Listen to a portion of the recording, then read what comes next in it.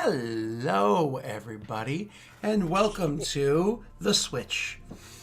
It took me a moment to realize what that was, because I've only played the Switch once. So I was like, what is that thing that he's putting up there? So I always fiddle with stuff with my hands. Like I can't not fiddle, and this was just here, so I'm like fiddling with it. It's not on. were you a fidget spinner person? Yes, because that actually does help my anxiety. I need to get another one. Have you ever seen the fidget pens? Yes, I really want to get one of those. Those are super cool. Like the fidget spinners, I played with it, but I was like, eh. But the fidget pens are like wicked cool. So You can get, there's like, also a cube I want to get. There's a cube is super that's cool what I too. was Yeah. doing. So you've got like all the different tactile Yep. things, like Yeah. Yep. buttons, everything. Yep. Looks really good actually. So long. Never mind. I'm not gonna make that joke. So So there long were as he can fit it up his bum. That's no, that wasn't that, but it's all good. So anyways, Back to a weird place. you guys are going your separate ways. So who do you want to have go first? Jake? Yeah, Want to go if you first? Sure, Go get sure. your money. want. Yeah, so is there anywhere I can sell a horse? Oh my god. No, I'm not gonna do that. But yeah, I need to find like a bank or something. So you know he like stops at the stables and looks at the horse for like a minute as he considers it though. He's like, So you make your way to out into the town and try to like walk about and look for your a place where you can kind of like hand in that writ and get your money. So when you get out there, one of the things I want you to notice about the town is that the town is technically, yes, it's a town, it's a dense population, so on and so forth, but there doesn't seem to be, I don't know, any organization here. People, it has the typical hustle and bustle that any city has, but like, for instance, there are no directions in the roads, there are no rules that seem to be about. There's also no like city guard that happen to be here either. So when you go walking past an alleyway and you see like, somebody holding up another person, for coin, like at knife point, you're like, huh. Can't even yell for guard, and then you probably go resolve the situation yourself. You know what I mean? It's like going like, hey, what's going on over here? And before you like even attack or anything like that, just go, what? And go running off. You know what I mean? So you notice that the town is in a bit of chaos or disarray. So even just trying to find out where the bank is, it relies entirely on just talking to people and hoping that there is one here. Roll me a diplomacy check as always to see if you can find out what you're looking for.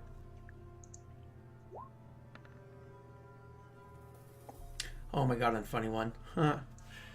It's actually a funny...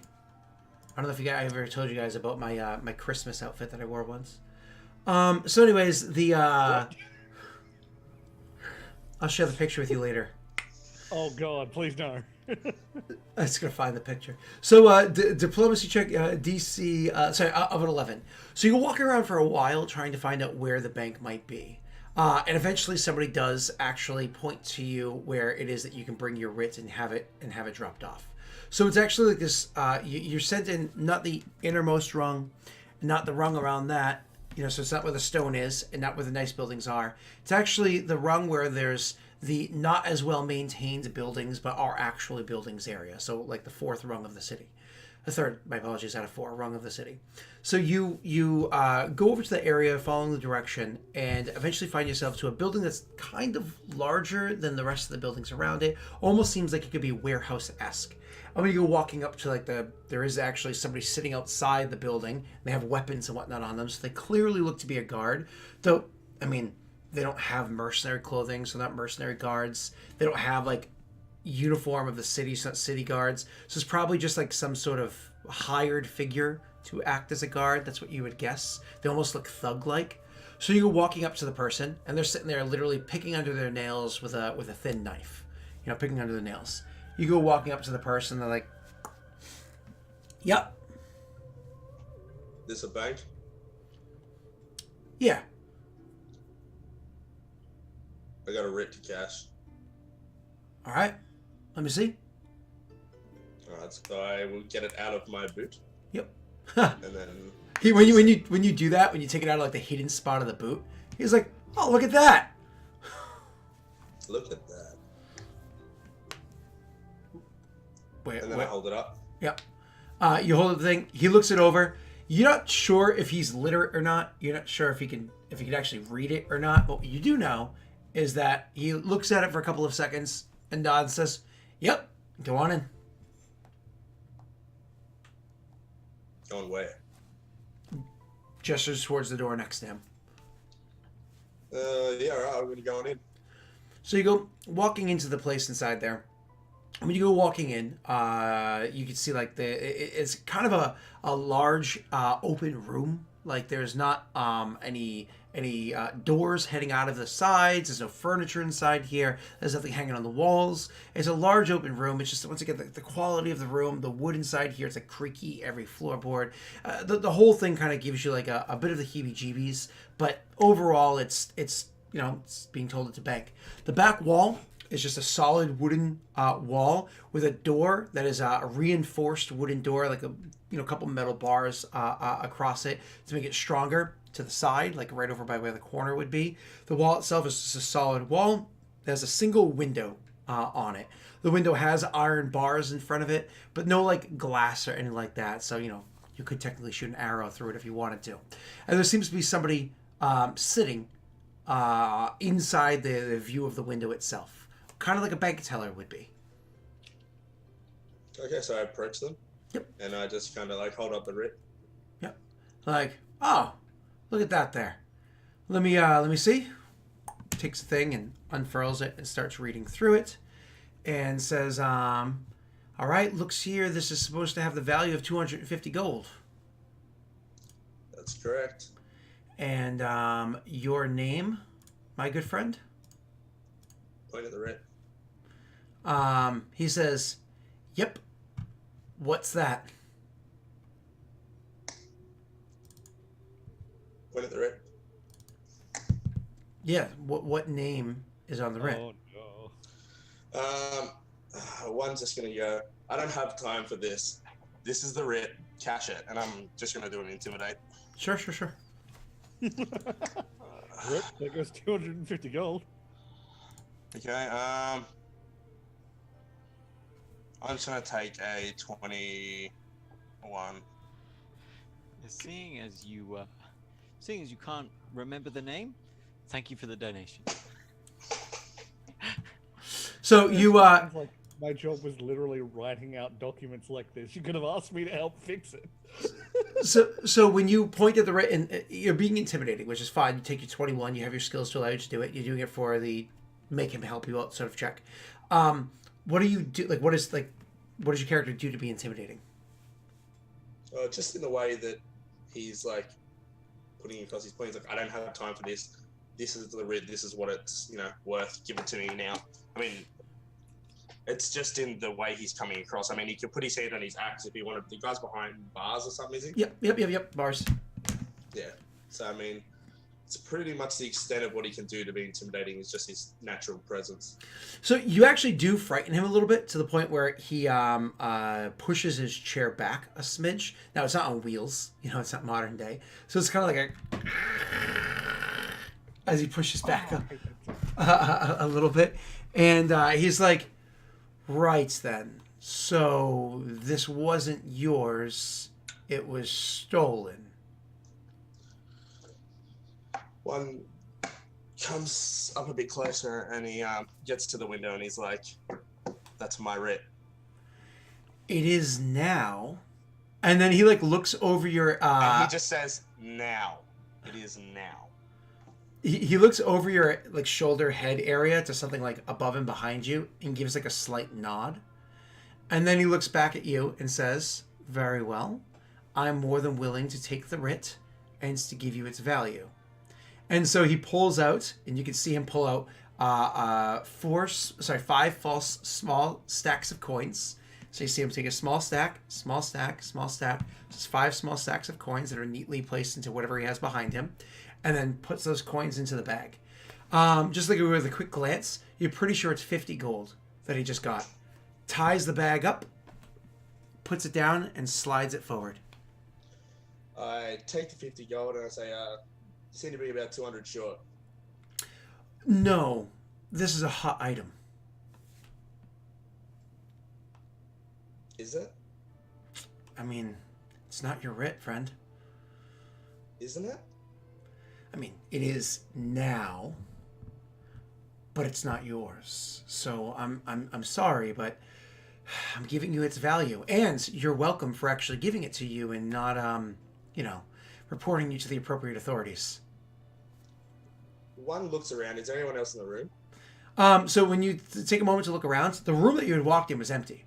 But then, much like walking into, assuming you've ever been to a Catholic church before, much like when you walk into a cathedral, when you turn back and look and you see that there was a second floor where there's like a platform where there's 3 guys standing up there. Well, 2 girls and a guy standing up there. Each one of them having a crossbow sitting on top of the railing in front of them, lazily pointing down your direction, just kind of like watching the situation take place. They're just looking at you. There's no expression on their face watching. Because of the length of the room, they're about 20 feet over, but about 10 feet up, with no means of being able to climb up there. Just ask him whether he lives in there. Just lean in and be like, do you live in there?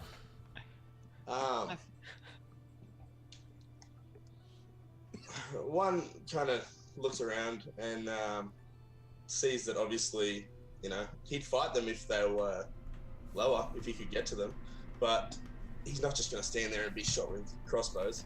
So he looks at the guy and he just says, okay. And then he just looks at him and he says, I'll see you later. And he turns to leave. Yep, he's like, of course. Be safe out there. You too.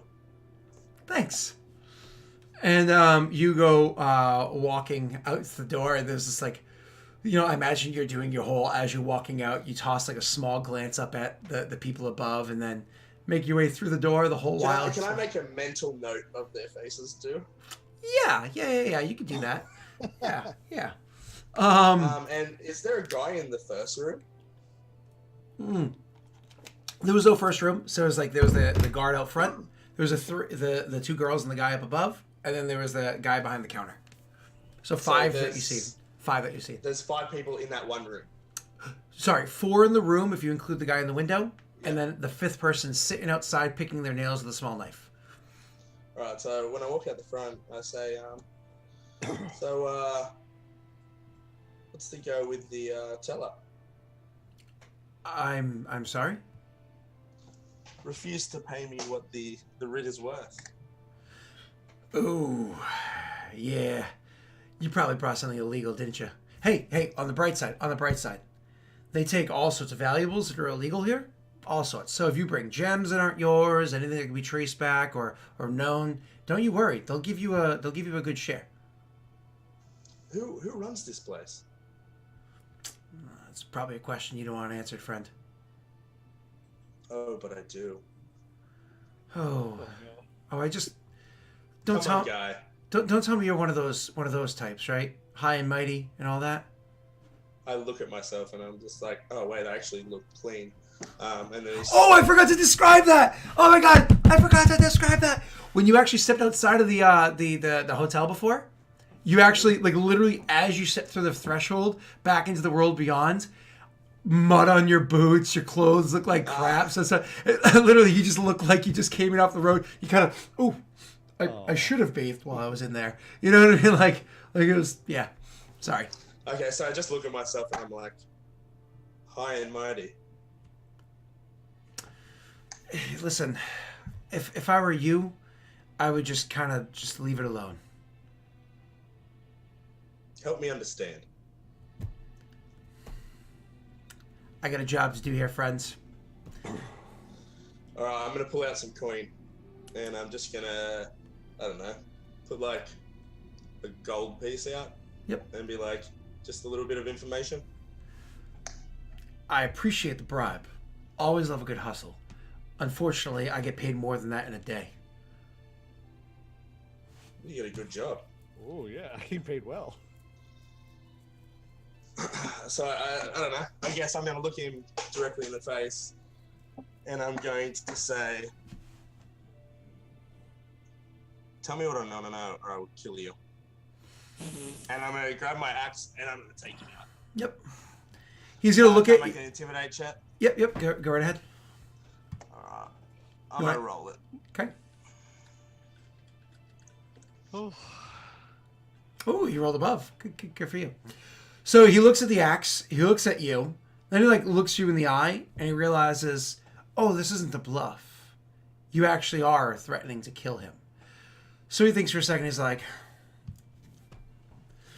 so you thought it was a bank, like a typical run by an establishment, up and all that. Ain't none of those around here. Not for many miles. It's part of the guild. This is their front. He says, Thieves Guild. Sure. They lend money, they hold money, and they do all sorts of things. Everything that you're kind of hoping for that you'd find in a different place. But they don't get those places around here. So this axe is it. And if you work with them the right way, it can be profitable. It can help you out. If you work with them the wrong way, you didn't threaten anybody in there, did you? A little. Probably not more than they see in a day anyway. What did he say to you before you left? Well, what did he say? Have a safe something or something? I don't know. Be safe. Well, friend, I really hope that you didn't leave a bad impression. Put my arm and just kind of tap him on the arm, and I'm like, yeah, thanks for the information. And I put me thing away, and I head back. Okay. Head back to the inn. Yep. Okay. And he walks, he looks after you, and you can kind of just feel his feeling bad for you as you go walking off. All right. So you go headed back. Who's the next one to leave? I mean, I could do the start of my stuff in the place. Sure. What are you doing? Yeah, lift the staff and belt finally. Roll your check, sir. The belt first, because fucking hell, we need to figure out what the hell this damn belt is. Bank of America. Oh, you're kidding me. It looked like a 14, but it was a 4. Yeah, it's funny because the total result is a 14 too, which is pretty funny. Yeah, it's kind of like a cute little. Anyways, if I remember correctly, that DC is not high enough for you to do it yet. No, it's not. So you go looking at the belt and you're like, I still can't figure out what this does. And so you have no idea. Very angrily, just on the ground beside him, and he picks it back up, puts it in his bag. Then the staff. Okay. Oh, come on. Unfortunately, you can't figure out what the staff does either. You can feel its power. 10. You can feel its power and everything, but unfortunately, child, you can't figure out what the staff does. So, but those are the quick things that you wanted to do. What was the actual stuff you wanted to get working on with your character? I think I want to get a crossbow, and I think I might actually just wait and go with Rayron to get, because he's going to get more weapons and stuff. So You weren't doing any research for the keep yet? not yet. I'll probably leave that as a group thing, because I see how dangerous this place is. All right. Well, no, you don't. You don't see how dangerous it is. No, I thought we did see on the way in. Oh, yeah. There's no organization or whatever to the place. So then, Rayburn, was there anything you wanted to do individually, or are you just going to go off with Tesh? I don't think there's anything in particular he needs to do. He's simply looking for some non-shitty slaver gear. Okay, sure. So the two of you actually meet up after he's trying to looking stuff over, probably being frustrated that he's not able to figure out the magics of these two items right now. The two of you head out looking for a shop of sorts. Gather information check for me there, Neil, to figure out where the shop might be. Can I assist? Yeah, of course. You don't have to roll or anything. Okay. So the two of you go looking around to find out where the where you can find. You actually find several different shops. There's of course a general supplies shop. There's a smith. There's actually a decent smith that exists here, like an actual smith for weapons and armor and the like, as well as general smiths and so on. So if you're looking for decent stuff, you can go to the general smith. If you're looking for well-crafted things, that's actually going to cost you a bit of money. You're going to go and see that person. I mean, we don't have a particularly large amount of money, but on the other hand, I do have a masterwork longsword, which, to particularly a craftsman, could be quite valuable as an example of the art. So maybe we'll check out the more expensive places to start. Sure. So you start. My apologies. I just said sounds good to me. Okay.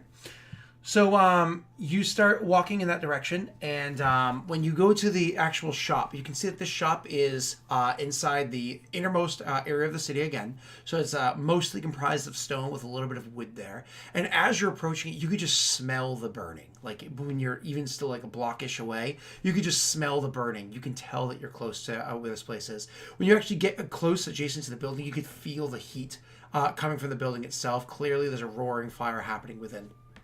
You can hear the tinging happening on the inside. You can hear all of that going about. Outside the shop, the actual building, just in the immediate outside, there's like an overhang area, like a carport kind of like an overhang area, held up with a bit of pillars to hold it safe. You can see that there's 3 humans. All men that are walking about, like maintaining the stuff, kind of like rubbing stuff down with oils, so on and so forth, that are there clearly for selling, stuff laid out on tables, just kind of taking care of stuff, aiding to people's walking by, looking at the, looking to purchase. Before even walking into the actual building, which it is open, you're welcome to do so, you can kind of like walk by the tables and just glance down, and you can see that every weapon here has been crafted by somebody that clearly knows their art. I'm not saying this is like masterly crafted, like something to write home about, but definitely every sword is straight, every blade is honed, every thing feels balanced, you know what I mean? And there's a bit of a design to it too. One of the true marks of a true craftsman is not that they can actually make the weapon and make it well, but beyond that, you can actually see their style in the actual design, whether it be the grip, the hilts, the pommel, the guard, whatever it might be, the blade. You can actually see that there's a consistent style that's there to all of the weapons about. So as you go walking about and looking at the stuff, do you actually inquire with these 3 out here? Do you want to go walking into the actual smith itself? Let's walk in, because we don't want bespoke pieces, but presumably there's examples of the art in there. Okay, so when you go walking in, one of the things that you notice, it gets louder, the tinging that's happening. There's actually nobody inside here except for one person. You actually see a mole. She's standing there with her hammer in hands, working on a current piece of steel that she has, as she's crafting what you imagine to be a short sword. Inside there, judging by the weight of the length of the blade. You can see the mold that it was poured into recently, sitting nearby where she had pulled it from. She has the cloth wrapping around it with her heavy leather gloves on, holding it steady as she's sitting there and smacking it and smacking it and smacking it. She's making molded weaponry. We don't want any of this.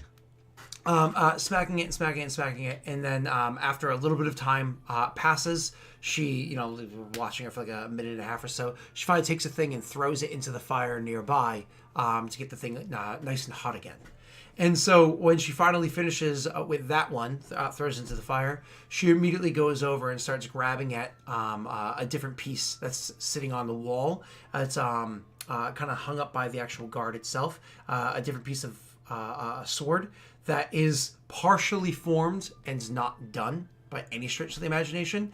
And she grabs that and brings it over. And without heating this weapon up, she picks up her hammer and she goes to start swinging it again. But it's like right as she's starting to swing it, she actually, she catches the side of you out of the corner of her eye. She allows the hammer to fall on the anvil as opposed to the actual blade itself. And then she'll starts catching her breath, lets go of the hammer, and will turn to regard the two of you, pulling off of her gloves. Being like, "Oh, sorry, I did not see you there." "Yes, what?" We were wondering if perhaps we could purchase a couple of items, or at least browse. "Stuff's outside?" We're wondering if perhaps you might also want a trade. "What do you mean?" Rerin wouldn't allude to anything. He'd pull the wrapped masterwork longsword off his back and open it up and proffer it. Okay. And then we're not sure. I'm not sure whether she will, but we'll try it. He'd say in Mole, that he hasn't seen a finer, hasn't often seen a finer display of work than this. Okay. Now, quick question. Do you remember where you got this sword from? I'm trying to remember because I wonder whether it's of mole make. Yeah, because I'm pretty sure this is the weapon that you had actually found back inside that cave with all the dead goblins. Yeah. Yeah, so not of mole make, but definitely an old blade. Oh no, that was mole make because it was a mole. It was a mole book that I had. Oh, that's right. Yeah, it was mole make because it was a mole mage. Yeah. So she takes the weapon. So she like, looks at you, kind of like eyeing, and then she's, smiths don't necessarily want other people's works, right? They want to just keep working on their own. But it's always good to have inspirations and whatnot, right? You can appreciate quality. So she'll then make her way over to where you guys are, and then take the blade. And she looks at it at first, just kind of like giving a look over, and then you can see she like raises it up a little and she starts looking at the actual craftsmanship of it, then walks back over to where the the hearth is and where the fire is roaring, where there's a bit more light, and she's looking at the thing a little bit more, starts looking down the blade, checking its how straight it is and feeling its balance, looking it over, and she's like, where did you find this? I found it in a cave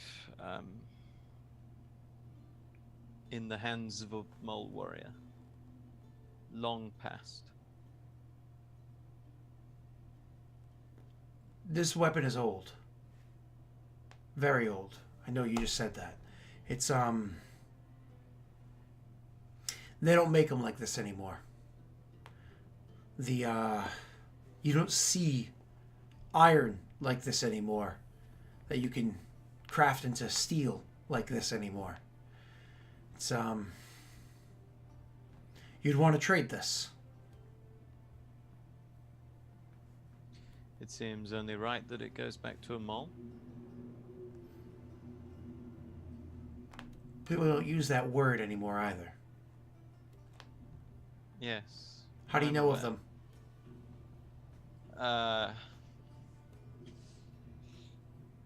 My mentor was a mole, a knight. He did use the word mole. Peculiar fellow, I suppose. He wished for the mole to return to their former glory and that sort of thing. And Someone say we never stopped being glorious. yes.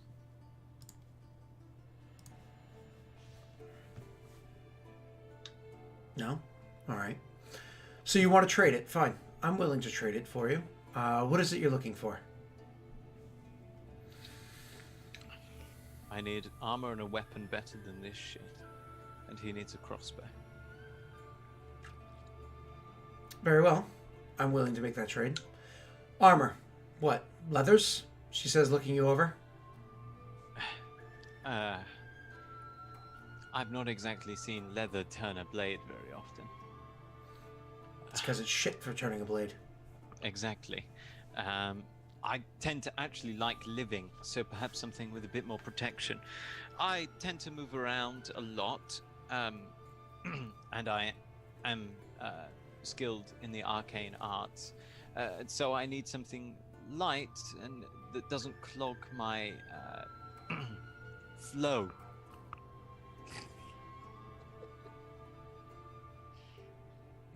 You think well of yourself, don't you? Fine.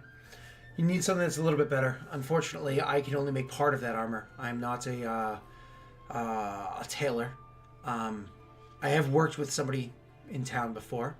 They're pretty good at doing the other half of this. If you don't mind waiting, I can get it done. I'll make the links that reinforce it and make the armor better for you, but we're going to need your measurements and time to make it. As for the weapons, we have what's out front. Pick what you want, come back, and we will see what we can trade, and if there's any owed coin one way or the other when we're done. Thank you. He'd leave the longsword with her and they'd go out to browse. Yep. Valorant would also give a thank you as well. Okay. So the two of you go out and look amongst the stuff. Now you can easily find a crossbow. That's with great ease. I imagine a light crossbow, not a heavy crossbow there, Tesh. The reason why I ask is because there's actually rules for crossbows in Pathfinder. Like, for instance, firing a crossbow is a standard action, right? Reloading a crossbow is actually, I believe, a move action. Reloading a heavy crossbow is a full round action. It takes a whole turn to reload a crossbow. I believe we went through this with trying to figure out which of the crossbows I could use, and it was the light one is the one I want. Okay. So you're going to easily grab up yourself a crossbow, a quiver, 20 bolts, because that's what typically fits inside of a quiver, or as I say, a case is what they hold crossbows in, quivers. So you grab up those. You go over and you find yourself a sword, Neil? What kind of sword? Val, did you want a sword as well?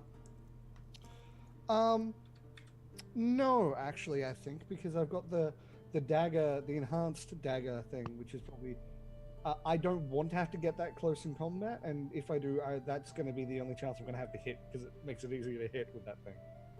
So I think I'll be fine with the dagger. I think just the crossbow for now. Can I bartender you, Scott? I've got weapon finesse. I like a nice hoppy ale. What would you suggest? Hey, listen, beer doesn't get good till it's at 102 IBU. You know what I'm saying? My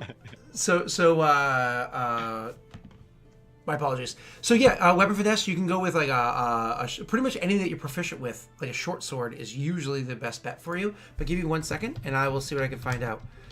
I do already have a short sword for rest. Yeah. It's just a matter of proficiency is the issue, and you want to go because it's finessable. It has to be a light weapon. Yeah. So I'm actually proficient with every weapon, I believe. Well, not exotic. You're proficient with light. Yeah. Not exotic. Yeah. So light weapons. So any of these, and there are finessable one-handed ones. They're just very, very, very rare. Usually exotic. So let's see. You currently have a short sword, which is 19 to 20 to crit. A kukri might be a really good idea for you because it's an 18 to 20 to crit, but it's only 1d4 damage. What's Kukri's 18 to 20 crit range? What's the critical? Is it ×3? Times 2, same as always. ×2. Okay. Yep. Let's see. There's also a dueling dagger, which is finessable, of course. It's when you fight defensively and you use the combat expertise. So, if you fight defensively or use combat expertise, you don't have combat expertise, but you can choose to fight defensively. It gives you a bonus to your AC. There will be times you fight defensively. It's more defensive when you do it. But it's a 1920. Dog slicers are always fun. No, Kukri What sounds about a good. scimitar? Well, those are one-handed weapons. Oh, you're looking for a two-handed weapon? Yeah. And scimitars aren't technically finessable. Not in Pathfinder, they were in 3rd edition. You have to take a special feat to make them finessable. I just realized how perfect the picture you got is, because I've got the dagger and the sash in the picture. And what picture? My apologies. Oh, yeah. Sorry. Yeah. I spent a while. Like Neil was saying how much he loved the picture that I chose as well. I spent a while trying to pick them. So. Very good. Kukri might be good. Yep. I'm just trying to see if there's any other. Okay. I like a greater crit range. A greater crit range. Yeah, that's what it's good for kukri. And then just seeing for a ×3 weapon, a star knife. You might like. Do you know what a star knife is? You might want to hold, and it has a blade, like 4 blades, right? Yeah. It's kind of goofy looking, but I don't know. I kind of like it because you can throw it. And then there's also like a sea knife is another good one. It works exactly the same way as a dagger, but it actually it's useful when swimming, flying, and being prone. You can actually like use that weapon without penalties while doing that, which is kind of nice. Yeah, sea knives are interesting. Machetes are really good for like survival checks. They give bonus to survival checks. So these are all weapons that are like good to have on your person because they have all other things that they can do as well. I mentioned star knife because it's a ×3 crit. So. Yeah, but the star knife has a 19 to 20 range. Star knife is nope. It's a 20 range and a ×3 crit. 20 range. I definitely want the kukri. Okay, go with the kukri. Keep your short sword. And anything else, sir? I mean, I'll trade in my dagger if I'm getting a kukri. No, you just keep your dagger. Okay, cool. Yeah, you just keep it. There's no reason not to. Yeah, I'll get the cookery then. Okay. Because crit. That's worth what? And then the crossbow, light crossbow is actually a simple weapon. A light crossbow is only worth 35 plus your bolt and everything. Anything else that you guys were hoping to get out of this? Um, I'm just having a quick look at the armors to see if there's anything I might want that that doesn't give me as big a problem with casting. I think everything above what I've got gives me more than 5. Yeah, leather is 10%. I imagine there's something that would jump out for you there, Neil. Blade boots. That's something like, is else. that Ooh. boots with a dagger in that you... Oh, that does sound good. Yep. Re-engaging it is kind of a pain in the bum, but you actually, it's a swift action to release it, and it takes a 4-round action to like lock it back in. But it's kind of like you lean on the heel and twist it slightly, and all of a sudden it sticks out. And it actually can be used as an offhand weapon, which is kind of funny. So, Okay. Yeah, let's get those. okay. It's a D4, but it's a 20 times 2 crit. Not 1920 or anything like that. It's 20 times 2. It's Yeah, D4 but damage. it's like a holdout weapon. Yep. Exactly. All right. Anything else, Tesh? I don't think so, because unless I'm going way the frick down. I mean, there's. I was looking at a list, and silken ceremonial armor is an issue, not something I can find easily. Well, she's a weapon. An armor smith when it comes to like metal. Here as well, so Yeah, yeah. metal. So I don't think so. I think that's all I want from here. Okay. Yeah, you have to be careful for ASF. So. Yeah, leather is 10%, and that 5% is like funny because it will come in very unlikely. 10% is starting to get worrying. it certainly can have its effects. So, Neil, are you proficient in medium armor or just light armor? I'm proficient in just light armor. Okay, I thought so. And I suffer no ASF. Correct. As long as you wear only light armor, you suffer no ASF. You ignore it. Yep. Cool. All right. So I think that covers everything for you guys. So when you finally grab up the boots, the kukri, the crossbow, the bolts, and all that stuff, and you start making your way back in with just the stuff and knowing that you're gonna have more armor made for you, you go walking in, and you can actually see that she is very removed from the actual hearth itself, having left the blade that she was working on beforehand inside of the hearth, and is off to the side over another area where she has the blade laid out on a table, and she has a couple of like vials of stuff in front of her, and she's taking your time, like pouring like a drop of this onto it and a drop of that onto it, and being being like kind of like methodical of what it is that she's looking at.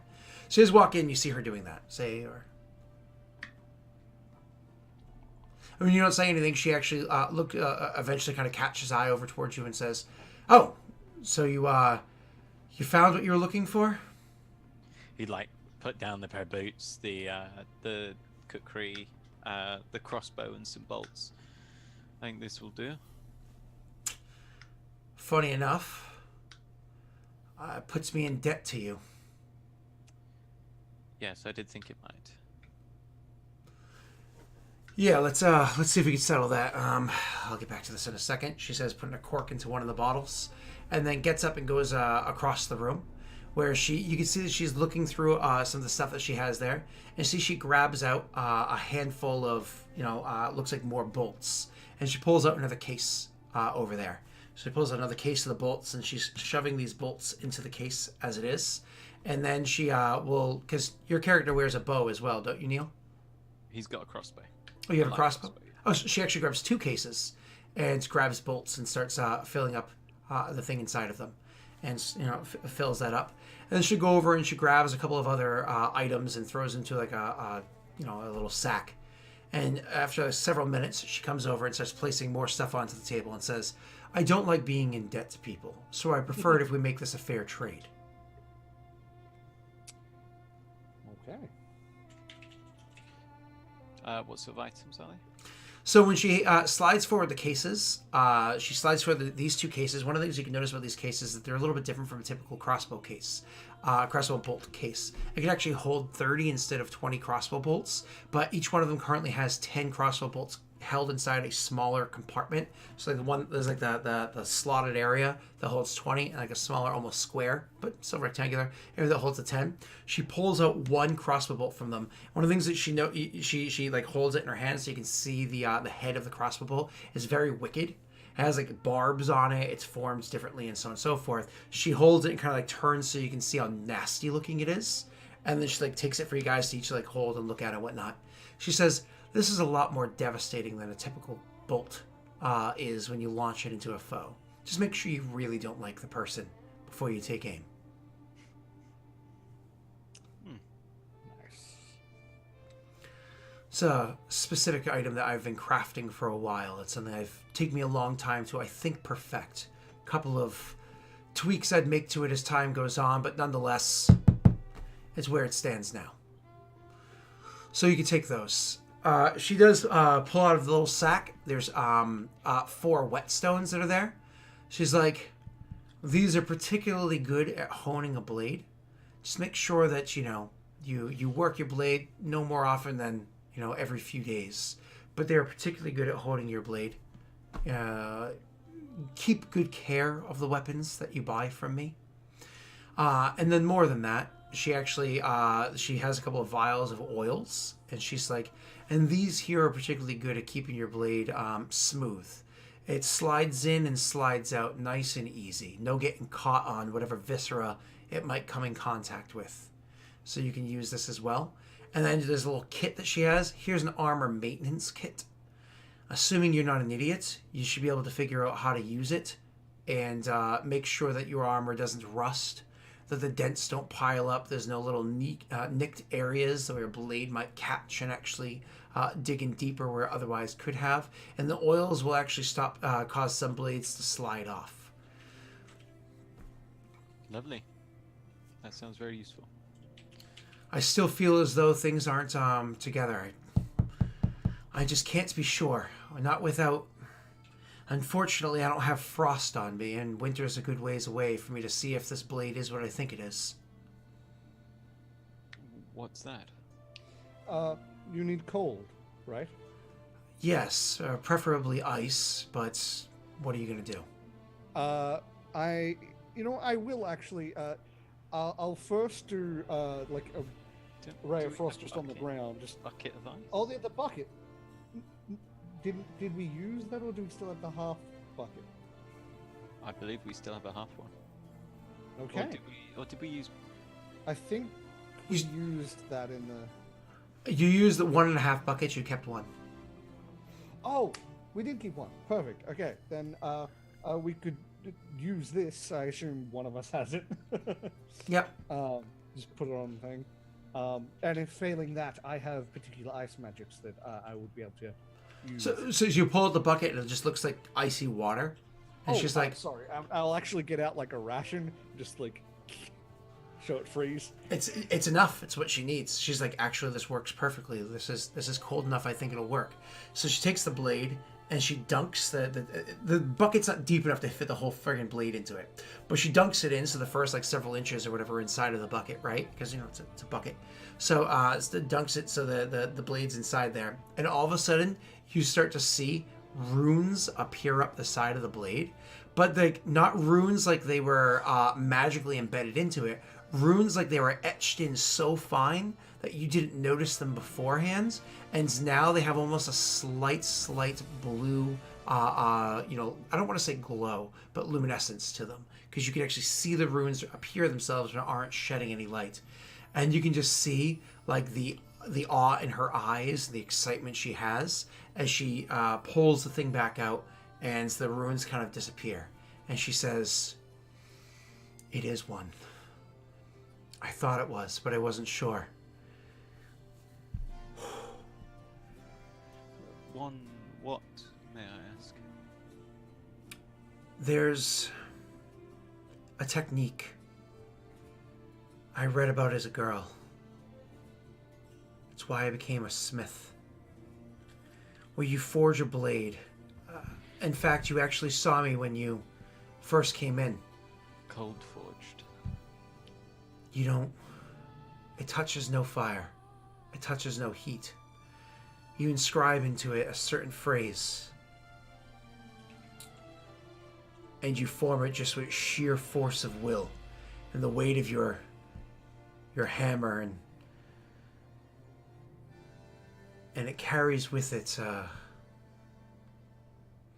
it can cut through things that a normal blade cannot.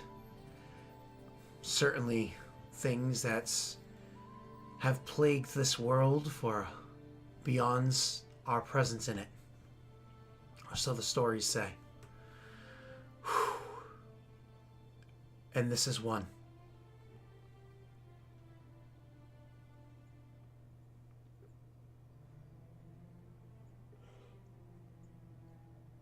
Like Valorant is like attempting. He's very much trying to keep calm, but he's just like, "Oh my god!" It's just like he wants to start writing this down. Where did you get this? A cave far to the west. You just found it. I'm afraid so. There were no particular manuscripts or anything relating to blade care or of the such. That doesn't matter. Seeing the blade tells me everything I needed to know. I've been trying to perfect the art. My skill is not great enough to do it. But more important than that, I have not been using the correct metals to do this. I realized that when I was holding the blade and looking at it. I'm familiar with this. There's a particular type of iron that exists in one of the mountains here. I don't know where it is.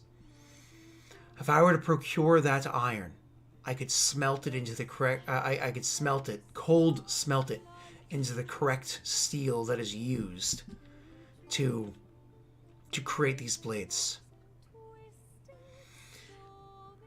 You have given me the blade, and I have not given you enough of a reward. So then let me make this deal with you. Let's make this a fair deal, because I do not like being indebted into others.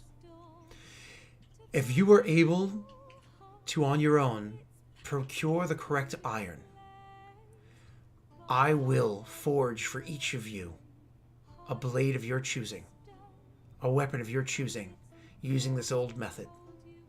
It will not take me a short period of time. Weapons of this kind take sometimes years, depending on what it is that you want.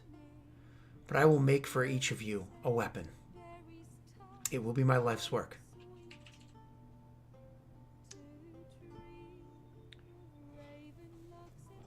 Valorant keeps going to say something and stops because like he's letting him talk. He's good at this. Raymond will offer his hand for the forearm grasp. Yep. And say, Rarin. My name is Rarin. I will do the same, and Valorant. My apologies. My name is Homsa.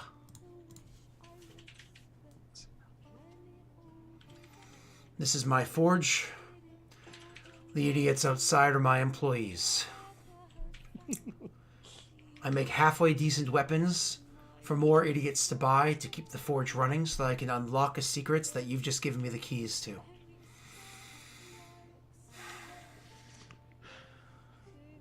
Oh, I cannot say the idea of wielding a blade made like this, made for me, is not intriguing.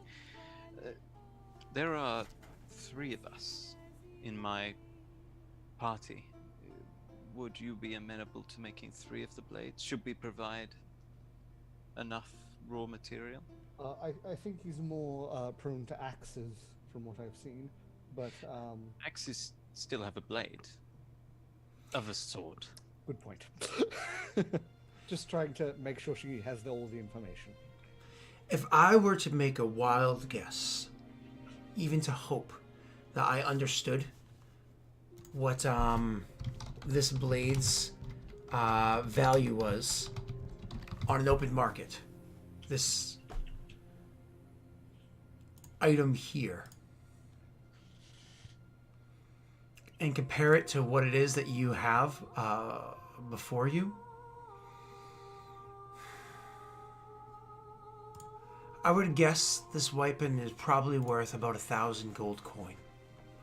And all the things that you have before you, including the ones that I've selected to give to you, is worth, including the armor that you're going to purchase, maybe 400. Yeah, I don't mind practicing my art to put a blade into the hands of someone who is going to carry my story into the world beyond. 3. That's our deal. Thank you, Hansa. Thank you. If I may be so bold,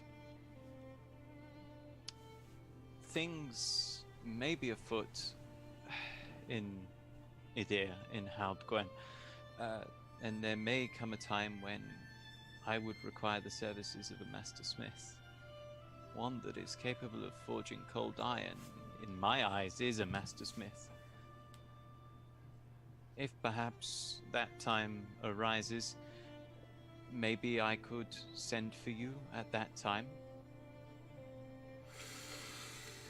Of course. You would be, of course, welcome to say no, but...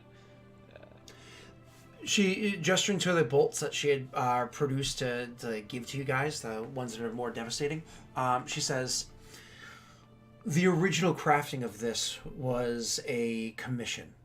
I just kept the plans and made more to sell in the future. This is what I do. If you commission a specific weapon for me, and I make something out of the ordinary or something that I am proud of, then I maintain the rights to be able to make more of that same item. And that will always be the case. So if you commission works for me for the future, I will do that. In the meanwhile, I make crap weapons for morons to buy, and we keep the business running so I may work on my pet projects. If you're saying that sometime in the future you have some destiny to be a person of incredible importance and wealth, which sounds ridiculous in and of itself, and that you're looking to buy away the fact that I have to waste my hours on garbage weapons, then yeah, I'd be taking the opportunity to focus completely on a craft that I'd be more proud of. But in the meanwhile, a girl's got to eat.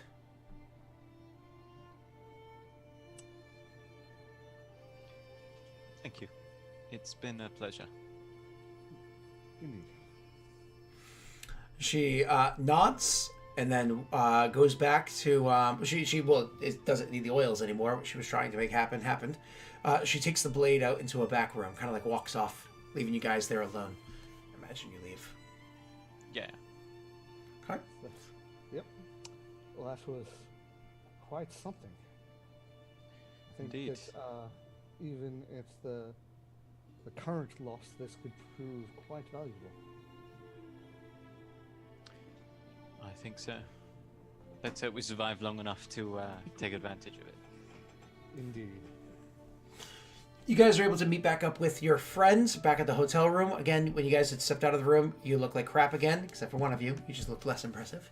And as soon as you guys step back into the inn, your garb is absolutely exquisite again. Valorant audibly says, I love this place. Really? But everyone could be walking around covered in filth and you wouldn't know. Well, I mean, I assume that's the point. I mean, if what you don't know won't hurt you, it's obviously clean, because the magic seems to stop us, looks over at one, mud trails. Or it's simply a large illusion. The food here could be gruel. Simply tastes different. As you came in and he's talking to, as you draw closer, one just goes, I should probably tell you guys, I think I've made some enemies. We leave you alone for one morning. Well, I thought it was a bank, but apparently it's like the local thieves guild or something. I literally just give Rayron a look like, oh fuck. Like, for fuck's sake. Well, we happen to make a friend on our morning. Well done. A friend who has promised to make us some rather exquisite weaponry, should we provide the special type of ore. One for you as well, though why I asked for one for you, who knows?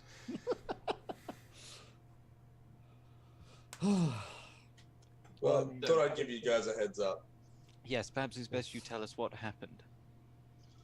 Well, I had a 250 gold writ and asked around town and asked for a bank, and they told me of a place, and I went in there, and he tried to shortchange me. So I do what I always do, threatened him a little bit, and I don't know, like a bunch of 3 people came out on a ledge, I don't know, 10 feet in the air and pointed crossbows at me, and so yeah, I was just like, okay then. And then the guy's like, be safe, and I said, you too. And then I went and threatened the guard out the front, and he told me, he told me there was like, a guild. he's like, oh, that's not too bad. And then when he goes on to say, like, threaten the guard out, Valor's just like... And he's like, so I told the guy I was going to kill the guard out the front if he didn't tell me what was going on. And he said, yeah, that it's some type of criminal guild. And then by him telling me to be safe was like not pleasant. So that was my morning. Good. Good. Thank you. So you got your gold. No, I only got 50. But I remember what that guy looks like. And So I you, won't forget it. you threatened them, and they still shortchanged you. Yeah. Oh, Wow. that's not good. Yes. If they're willing to give him the gold even after all that, I assume that means they fully expect to get that gold back. Maybe we could simply go in there and talk to them about something in return for the gold, a service rendered. Keep in mind that they may want us to do their dirty work and I stress, dirty work, if that's the case. If this is a criminal.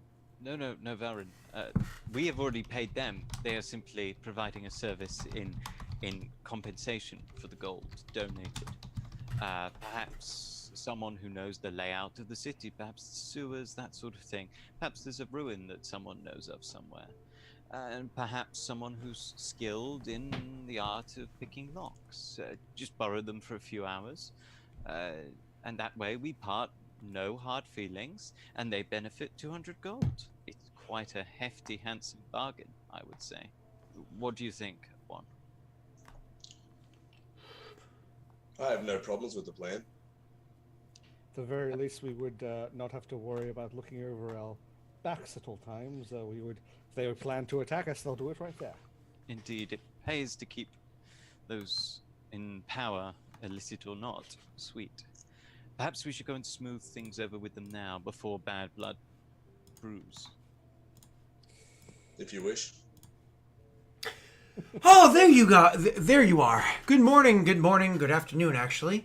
Coming downstairs and finally, like, looking fully refreshed and much better than he was after getting his face smashed in and everything else that had transpired, and finally having been well fed, well rested, and so on. You can actually see Elliot coming into the where you guys are, standing, sitting, whatever, I imagine sitting, with a few of his books under his arm, and says, "We're finally here. We're finally in Hodgwyn, and we have the opportunity to do our research and find this ruins that you believe is here, that I hoped was here." And he puts the books on the table and says, "Drinks first?" We have a little bit of a detour first. Something has occurred, looking over at one, that we need to fix before it festers. We may have a slight lead, or also a chance to avoid being knifed. So we're probably going to go and sort that out. While you stay here and get started with the research, because you don't want to be in a place where you might get knifed. So you can enjoy a couple of fine drinks here, get things started, get the groundwork going, and we'll come back with anything we learn. And then we could really put our heads together and go find these ruins. Can I have a look at the books that he's put down on the table and quickly suggest one to start with? For some reason, I thought Tesh was going to say, Can I have a drink? Yeah. I mean, if he was more of a drinker, definitely that's what he would be doing right now. The books that he has are like one of them is actually like somebody else produced history book, and two of them are actually books of his like notes and whatnot that he's made with like translations and stuff like that. He has other books as well, as you know, he's brought with him. But he does say, "I've missed something. You want to get killed?" No. We want to avoid that situation. One here may have been somewhat abrasive on a group of individuals with power and knives. And we thought perhaps we'd go and smooth things over without the use of any knives. Oh, no. Don't tell me that you've pissed off the local... Oh, man. Okay. Wonderful. Yes. Do you know anything about them? Very little. From what I understand, they kind of have their hands in everything, but at the same time really don't. It's like a disjointed group where they kind of like all are under the same banner, but like don't necessarily... My apologies, let me phrase this differently. It's a disjointed group. They're all are working under the same banner, under the same name, but they don't seem to necessarily coordinate with one another. In fact, sometimes they actually get into outright brawls with each other. But overall have a grasp on the city. A loosely affiliated group of gangs with no official leader because of Idir.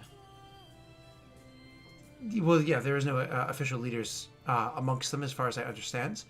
I did encounter them once beforehand. It was a none too pleasant encounter. I was able to talk myself out of the situation.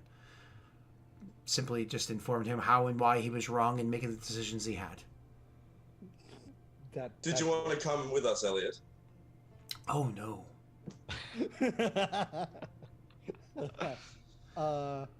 Right. So remember how beforehand I said I had come to Hardgwen, and I believed that there were ruins here, and I found out that I was mistaken? Well, the area where I believed that there were ruins happened to be an area where they were currently operating in. I realized I was mistaken and was frustratedly making a little bit of a scene about it at the moment when it was that I encountered them. They thought I was there trying to interfere with what it was they were doing, and so on. Did they tell you to be safe as well?